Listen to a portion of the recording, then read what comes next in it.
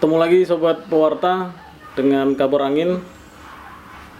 Apa katanya? Apa kau bilang? Ini kabarnya. Nah, di depan saya, di samping saya sudah hadir. Sebenarnya ini beliau nih senior saya nih, Tundra Laksamana. Saya ingat tahun 2001 saya liputan pertama. Waktu itu masih zaman konvensional. Saya ingat Bang Tundra ini pakai kamera Ricoh KR5. Ingat nggak? Iya, tahun ada. 2001. Saya pakai Nikon FM10. Iya, betul. Liputan kami pertama kali waktu itu foto Bang Onwat Sihaan. Iya. Di kafe salah satu hotel di Batam. Iya. Jadi itu tahun 2001. Itu saya pertama kali turun liputan di Batam. Nah, saya dengan Tundra Laksamana ini bisa dibilang sejalan, karena tahun-tahun itu memang pewarta foto belum begitu banyak. Iya. Mungkin kita dua waktu itu Bang ya. 2-3 sama Jos. Iya, Jos Ya, Jos redakturnya ini ya. Nah, iya. Jadi belum banyak, kami sering kemana-mana bareng dengan Foswan. Iya, F1ZR. Masih ingat kedua?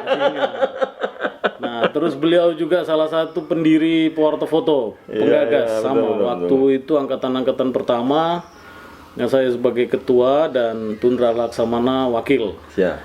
Nah, di pertengahan karirnya saya kurang tahu tahun berapa, nanti Tundra yang menjelasin. Beliau memutuskan untuk keluar sebagai pewarta foto. Jadi dari sebagai profesi jurnalis beliau keluar, kemudian sebagai profesional foto, bikin studio seperti apa. Nah, ini dulu banyak yang menyesalkan gitu, karena biar kawan-kawan tahu, nah Tundra ini style fotonya ya boleh dibilang cadas lah seperti itu. Jadi foto-foto human interest-nya saya ingat dulu hampir setiap hari fotonya HL di halaman 1, foto-foto human interest di Tanjung Uma, di Bantar gitu. Nah, kawan-kawan itu nanya gitu, ini maksudnya apa? Nah, cuma aku yang berani bilang waktu itu, ini kode alam. Biasanya kalau udah begini, ini pertanda keras, pasti nggak lama lagi, dan benar. Nah, Tundranya pamit, kemudian berhenti. Nah, ini buat kita dan buat pewarta foto pasti bertanya-tanya. Itu keputusan yang paling ya mungkin sedikit menakutkan gitu. Nah, jadi seperti apa seorang Tundra meneruskan profesinya yang berbeda, tantangannya apa? Nah, kita tanya langsung. Silakan Bang Tundra. Pakai abang kita. Ya, kita waktu itu tahun berapa kalau berhenti ya? 2012. Mau mulai karir di Sijuri Mandiri waktu itu. Sijuri Mandiri saya saking ininya jadi lupa ingat. Sekitar 2000-an tadi, tahun 2000 itu masih ya baru 2001 2002. Nah, saya waktu itu sempat kerja di dunia malam. Dari sana saya belajar fotografi. Kebetulan di sana saya ada kelebihan duit. Jadi kalau dulu kan kita pakai film ya. Pakai film. Jadi kan kalau mau belajar kamera paling gampang banget. Ya kan, gampang banget karena bisa beli film. Nah, kalau kerjaan lain kan susah waktu itu. Kebetulan belajar. Habisnya saya dulu suka baca buku foto media. Nah, dari buku foto media itu kan ada pakem jurnalistik. Saya penasaran, pengen ngerasain jurnalistik itu seperti apa dulu waktu itu. Akhirnya saya entah kenapa kontak-kontak, ternyata teman saya yang kerja di yang kerja di tempat saya itu kerja di media massa dulu. Jadi pas di situ saya ditawarin magang. Pertama saya magang. Mau magang di sana, ya udah saya pengen belajar. Kerja dari jam 6 malam sampai jam 5 pagi. 5 pagi, tidur sebentar, jam 8 jadi wartawan. Sampai jam 3 sore. 1 bulan saya nggak kuat. Di situ masih nyambi berarti? Masih nyambi saya. Situ saya nggak kuat, sakit. Malam kena rokok, kena asap semua. Pagi saya keluar jalan, jadi habis itu nggak kuat saya nyerah. 1 bulan saya nyerah jadi wartawan, saya sempat break. Habis itu karena saya balik lagi ke pekerjaan inti saya waktu itu, pekerjaan inti, dan saya waktu itu blank jadi wartawan, nggak tahu apa itu foto human interest, foto landscape, foto menu, foto apa, saya semua nggak tahu, foto potret itu seperti apa, pokoknya fotografi jurnalistik saya nggak tahu waktu itu, masih karena saya nggak fokus. Memang intinya kan harus fokus. Jadi karena nggak fokus, saya 1 bulan berhenti, itu saya break lagi. Waktu itu ada sempat ada kejadian di perusahaan lama, ceritanya kami di PHK. PHK ternyata saya ceritakan waktu itu sama karena kami di PHK sepihak, kami minta bantuan sama wartawan waktu itu. Nah dari wartawan situ, ya kami kan di PHK, habis itu ya yang di waktu itu masih si Jori Mandiri. Jadi redakturnya waktu itu sama Ato ya. Ato. Sekarang jadi Pak Guru kalau nggak salah, Ato. Jadi beliau bilang masih mau nggak ini gabung lagi, belajar lagi. Boleh lah, ya udah boleh lah daripada nganggur kan. Ya udah saya belajar. Nah di situ baru saya fokus. Fokus, baru mulai tahu foto seperti apa yang bagus, baru mulai apa foto kebutuhan harian koran, kebutuhan mingguan koran, kebutuhan foto-foto lepas itu seperti apa. Pokoknya apa yang dimaui koran itu bisa saya supply waktu itu. Nah itu kita sering orang gila ya. Dari ujung ke ujung kata orang. Wartawan mungkin ya kita memang dulu nggak banyak. Koran cuman si Jori Mandiri, Batam Pos. Pos Metro sudah ada waktu itu belum? Pos Metro sudah ada ya. Tapi dia tidak tapi punya belum fotografer. Karena masih dari wartawan. Nah, dari itu kita cuma bertiga sama George. Wah, itu kita dari ujung ke ujung terbang-terbang motor F1 ZR sampai saya pernah kecelakaan di depan hotel ini yang di Nagoya itu apa tuh? Itu sama Widi. Lupa. Yang Batam Pos itu. Ya, dia bantuan dari Batam Pos, dari Jawa Pos, dari Jawa Pos bantuan ke Batam Pos. Sempat kita jalan. Waktu itu saya jumpa Widi waktu kebakaran besar di Tanjung Uma. Bukan di Tiban Kampung itu habis semua. Itu yang waktu kejadian itu. Iya. Jadi ini sobat pewarta biar tahu aja nih Tundra ini sekarang agak cool. Kalau dulu ngegas nih. Kalau sekarang mungkin faktor umur atau mungkin jenggot kan. Kalau saya di sini. Kalau dia di sini jadi agak santai. Kalau dulu ngegas ini benar. Ngomong nggak bisa. Pokoknya banget dulu. Dilarang motret rusak gitu. Nah, jadi tahun berapa menyudahin itu? Menyudahin kenapa? Ya, waktu itu kebetulan 2012 kalau nggak salah waktu itu terakhir. 2012 tengahan ya. Akhir 2012 akhir. Saya masih sempat ngeliput PON. Oke. Sempat ngeliput PON setelah ngambil hadiah lomba di Bandung, PT Pos. Itu lomba saya yang terakhir. Dapat ya juara 1 sama kayak Agus tuh. Juara 1 sama favorit. Habis itu saya liputan PON terakhir 10 hari atau berapa hari waktu itu. Pulang dari situ. Habis itu saya kebetulan sudah ada tabungan, jadi pengen mandiri. Karena saya rasa saya sudah cukup 12 tahun saya jadi wartawan waktu itu, 12 tahun ngerasakan pahitnya manisnya jadi wartawan, nyaris di perasaan pahitnya yang nyaris mau dikeroyok orang di Pelabuhan Sekupang demo dibawa sama ya biasalah kalau kita di daerah di hot zone kata orang itu kan. Tahun 2012 itu langsung punya studio atau itu udah jadi apa? Sudah ada studio, tapi studio sementara waktu itu di belakang ruko yang sekarang. Ada perumahan belakang situ kita mau situ dikonsepkan semua. Studio saya mau seperti apa, mau fotonya seperti apa, itu ya kita bawa konsultan dari saudara saya juga, konsultan dari Padang waktu itu. Kebetulan saya juga dari Padang, jadi dibawa di situ gimana trik dan langkah-langkah apa yang harus dilakukan untuk membuka studio. Berapa budgetnya? Ternyata memang budgetnya luar biasa. Bukan cuma modal kamera aja. Modal kamera, modal skill tuh nggak laku di studio. Iya, betul, properti orang nengok tampilan kita. Tampilan studio, klien percaya apa enggak. Makanya saya tuh sebenarnya dari dulu paling malas majang-majang sertifikat. Tapi karena klien kalau nggak gitu nggak percaya, ya terpaksa saya pajang itu sampai sekarang. Itu 2012. Sampai sekarang kalau nggak salah 26 Oktober ya. Itu pas 8 tahun itu. 8 tahun foto. Iya. Studio foto. Saya buka studio ke profesional. Iya.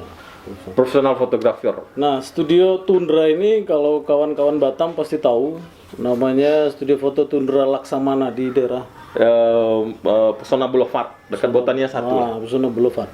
Nah, kalau Tundra ini dia paling jago apa itu bahasa klien itu yang milenial itu skin tone. Nah, itulah dia. Aku tak paham. Dia skin tone betul-betul mantap punya lah. Mana yang mulus, tengah mulus, sawo matang, sawo setengah, gitu-gitu. Dia ini paling paham. Kadang-kadang aku pun nengoknya bingung. Ini abu-abu dengan kuning amoy, putih amoy. Nah, pokoknya kalau kalian penasaran, nah kadang santai-santai main lah ke studio Tundra Laksamana. Bawa sesajen, jangan tak bawa garing nanti. Gitu. Nah, jadi ini pertanyaan terakhir ini, Bang. Kesulitannya di mana nih dengan studio fotografer profesional dengan dulu di jurnalis ya terus kita nggak ada ininya pakemnya cuma dapat momen jebret selesai gitu. Nah sekarang kalau studio foto ini memuaskan klien itu seperti apa sih itu? Kalau di jurnalistik, kalau kita di media massa kita sudah ada jelas pekerjaan kita setiap hari. Kita ada rapat pagi, jadi rapat proyeksi malam. Kemudian rapat proyeksi pagi gitu kan, besok pagi kita mau apa. Ini sudah jelas sistem kerja kita. Tapi kalau di profesional, kita berjuang sendiri bagaimana memajukan. Bikin studio gampang, tapi mempertahankannya susah. Mengikuti kemauan klien itu susah. Dari jurnalistik, egonya tinggi. Tadi bilang Noel, saya orangnya paling ego, paling kalau foto, kalau misalnya redaktur lain ngambil foto saya, main cropping tanpa persetujuan saya sudah marah di ruang layout. Sampai sering ribut bukan sama redaktur, tapi sudah sama redpel. Saya adu argumen, fotonya kalau memang mau foto vertikal, minta sama saya vertikal, jangan foto saya yang horizontal dibikin vertikal. Nah, itu saya paling anti dulu. Nah, sekarang saya jadi di media di profesional. Bagaimana saya membunuh ego saya pelan-pelan, mengikuti maunya klien. Klien maunya dia nggak foto shadow nggak main dia. Pokoknya dia bersih, terang, mulus, jerawat nggak ada. Kalau bisa, apalagi kalau yang cewek itu harus kurus. Itu harus ya. Harus kurus. Kantong mata nggak boleh ada. Kantong mata ya. Nah, itu memang dari saya jurnalistik yang cuman kalau saya belajar Photoshop itu cuman sebatas dari cropping, level, kontras, gitu. Selesai. Tapi saya 3 bulan belajar cropping background. Yang paling susah adalah cropping rambut. Iya, benar. Rambut. Itu paling susah. Itu saya belajar 3 bulan nggak putus-putus waktu itu. Jadi ini untuk studio foto ini Bang Tundra ini ngedit sendiri atau dulu saya pernah ada karyawan. Ya biasanya kan dipoto kemudian kasih ke editing biasanya kan seperti itu, bukan? Awalnya seperti itu. Setelah saya foto, saya kasih sama karyawan saya. Susah ya ngajarin orang. Kita yang biayai dia, kita yang datangkan orang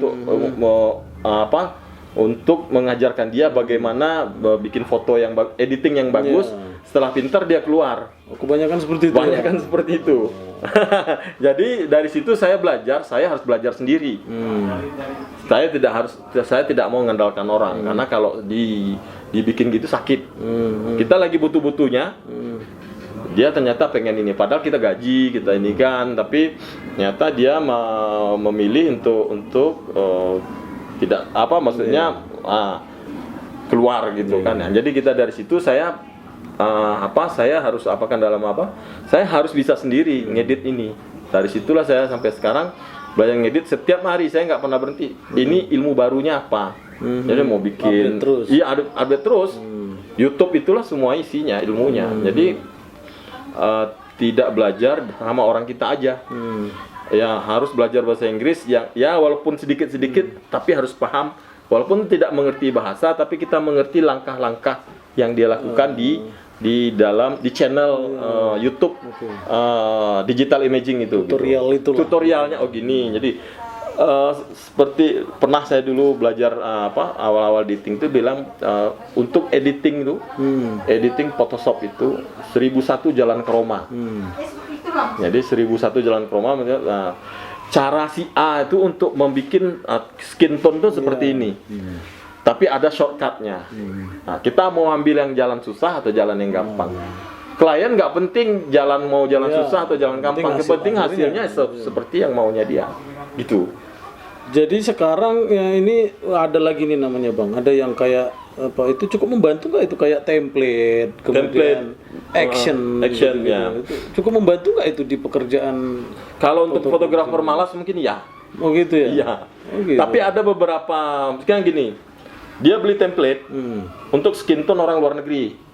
Oke. Orang Eropa atau untuk orang Cina. Untuk orang Chinese kulitnya sudah kuning. Oke lah sini kita ada klien Chinese. Masih bisa masuk. Kayak orang Eropa kulit kita ada kecoklatan, diambilkan skin tone orang Korea, orang Eropa udah nggak bisa masuk. Walaupun dia pakai preset di kamera, itu juga butuh retouching ya. Manual lagi. gitu. Sampai sekarang walaupun di komputer saya ada Lightroom, saya tetap pakai Photoshop, Photoshop CS, dan saya tetap menggunakan aplikasi itu.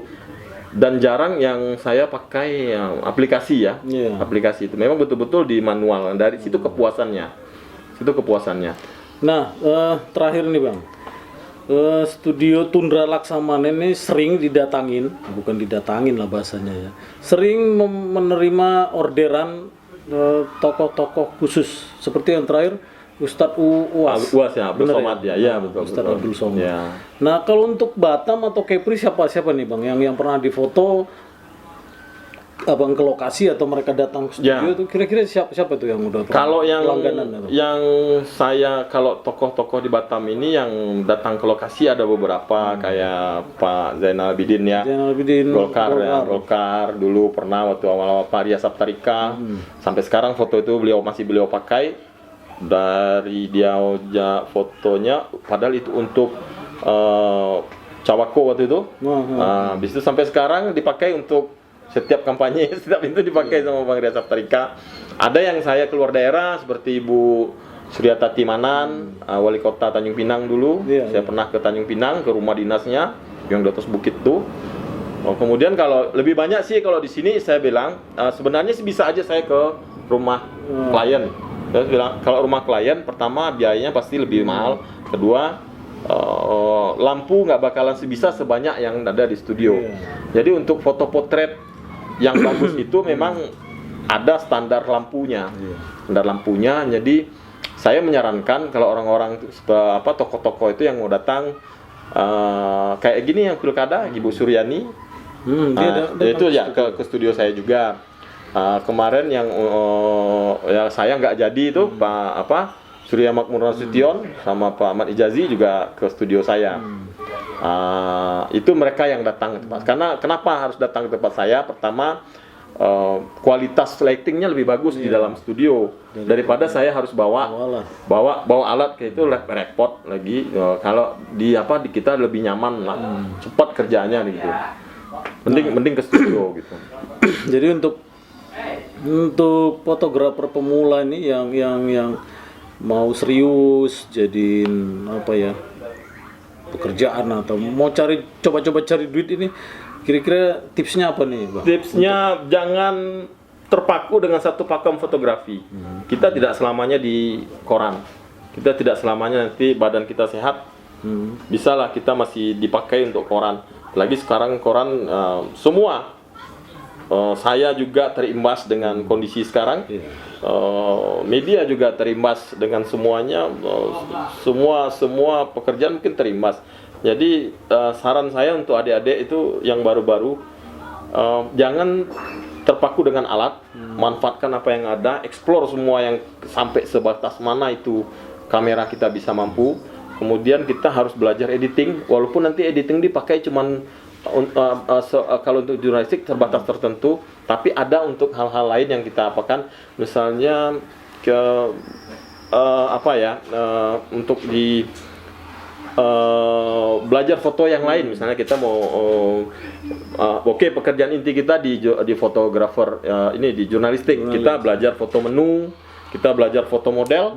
Dari foto model tuh nggak bisa aplikasi atau ilmu di jurnalistik kita terapkan di ini, nggak bisa karena kita bagaimana mencari gestur dari body language dari si model, sisi kanan atau sisi kirinya yang bagus, itu harus ada ilmunya, harus belajar, harus belajar ilmu pose. Jadi kalau kawan-kawan mau lihat contoh-contoh foto abang di mana? Bisa kalau saya di Instagram ya kalau sekarang, tapi lebih banyak kalau Instagram tuh lebih banyak ke foto ini ya, foto studio,